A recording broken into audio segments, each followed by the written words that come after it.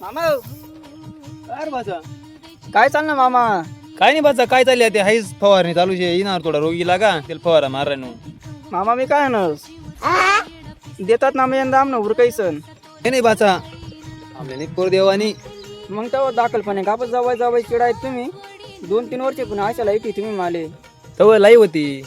आता नाही म्हणस तुम्ही मामी मन आहात काही नाही तुम्ही मामी पुढे मन काहीच दखत नाही नाही देवानी का मामा शेवटली टाइम सांग राहून हो नाही देवानी का नाही नाही तुम्ही मामी नाही म्हणत मामा क्वार्टर बाचा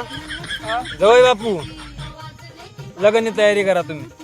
पोर तुमले जेसू तुम्ही लग्न तयारी करा मामीनं काय विचारचे